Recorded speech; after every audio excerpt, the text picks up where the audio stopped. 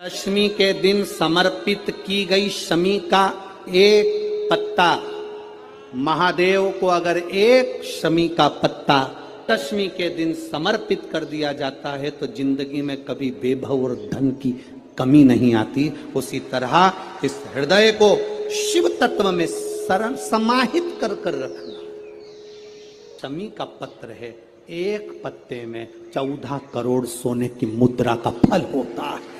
उस दशमी के दिन जो एक शमी का पत्र भूलवश भी महादेव को समर्पित कर दे, उसकी जिंदगी में कभी संपदा की कमी ना आए।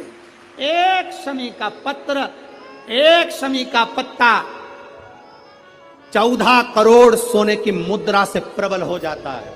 शमी के वृक्ष के नीचे, बेलपत्री के वृक्ष के नीचे अगर भूल से भी बच्चा, बूढ़ा, कोई व्यक्ति एक पार्थिव शिवलिंग का निर्माण कर लेता है, भूलवश भी उस पे जल समर्पित कर देता है, भूलवश भी उसके भाव से पुष्प या शमी पत्र या बेलपत्र भी चढ़ा देता है, तो वो इस संसार में कहीं ना कहीं सुख भोगता ही है, उसके जीवन में दुख।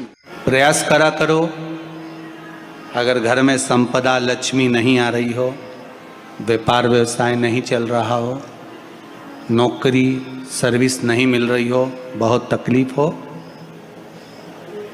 7 बेलपत्री केसर को घिसकर चंदन बनाकर बेलपत्री पर बीच वाली पत्ती पर ओम लिखना है। दोनों पत्तियों पर भी एक आद्यशक्ति जगदम्बा के नाम की केसर की बिंदी लगाना है, दूसरे में श्री गणेश रिद्धि सिद्धि के नाम की बिंदी लगाना, शिव जी पर समर्पित करते जाना, शंकर को चढ़ाते जा।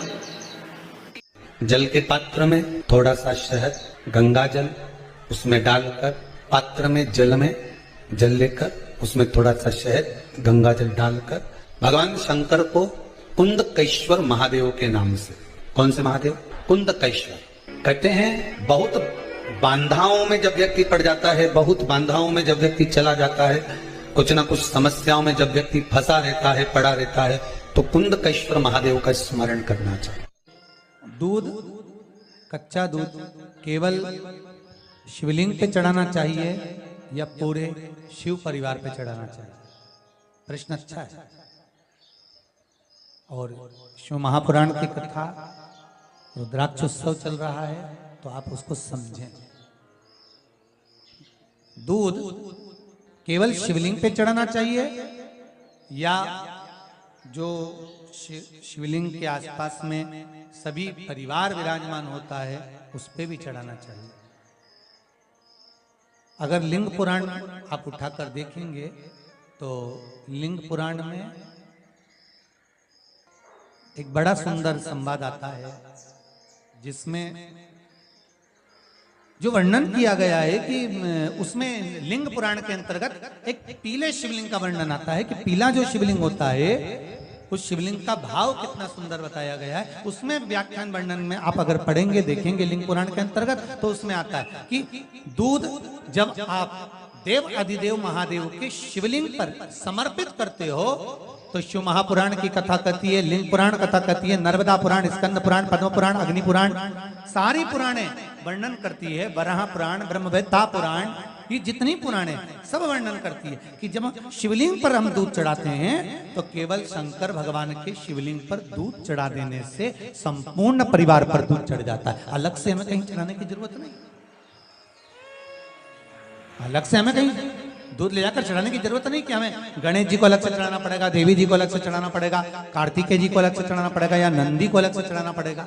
आपको ज्ञात होना चाहिए कि शंकर भगवान पर चढ़ाया गया थोड़ा सा भी दूध, जल जो हम भगवान शिव को समर्पित कर रहे हैं वो केवल शिव के लिए नहीं रहता, केवल भगवान शंकर के लिए नहीं है, वो स्वयं 33 कोटि देवताओं को समर्पित हो जाता है। स्वयं 33 कोटि देवताओं को एक लोटा पानी बेलपत्री आप शिवलिंग पर पहले चढ़ा रहे हैं, उसके बाद जल चढ़ा रहे हैं। दूसरा, जल चढ़ाने के बाद बेलपत्र चढ़ा रहे हैं। ये दो अलग अलग क्रम है शंकर भगवान की पूजन के। आप समझ लीजिएगा जरा, ये प्रसंग कभी नहीं आया, आज आया है तो उसको समझ लीजिए।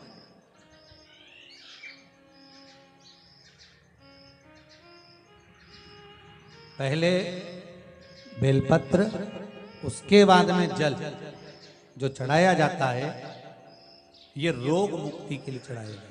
आप शिव मंदिर में जाकर दर्शन करेंगे तो दो चीजें अपने को दर्शन करने को मिलेगी। एक, भक्त आता है शंकर जी के मंदिर में, लोग भाव से पहुंचते हैं तो पहले वो क्या करते हैं, पहले बेलपत्री चढ़ा देते हैं, फिर जल चढ़ा देते हैं। और एक भक्त जो शिव मंदिर में पहुंचता है, पहले जल चढ़ाता है, फिर बेलपत्र चढ़ाता है। दोनों का अलग अलग क्रम है, दोनों का अलग अलग भाव वर्णन है। पहला, अगर बेलपत्र चढ़ाया है और उसके बाद अगर शंकर भगवान पे जल चढ़ा रहे हो तो ये रोग मुक्ति के लिए होता है। जैसे बड़े रोग किसी को हो जाए, रोग किसी को घेर ले, तो वो बेलपत्री चढ़ाने के बाद फिर जल चढ़ाएगा तो उसको रोग थम जाएगा और फिर वो रोग आगे नहीं बढ़ेगा, आगे नहीं बढ़ेगा। रोगों को थामने के लिए बेलपत्री पहले, फिर जल।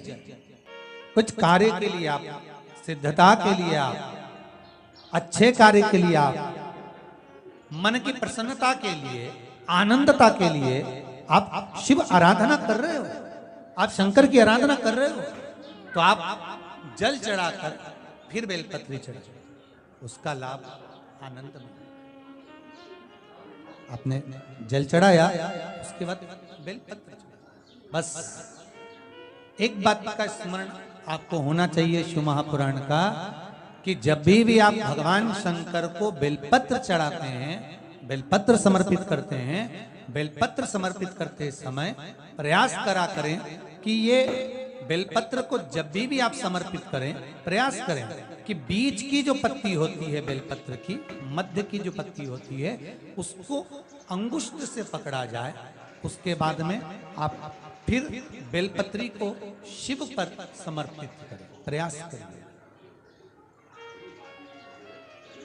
बेलपत्र जो हम भगवान शंकर को समर्पित करते हैं, उसका मध्य जो भाग होता है, बेलपत्री का जो 3 देवताओं का मध्य जो भाग होता है, उसको पकड़कर बेलपत्री को शिव को समर्पित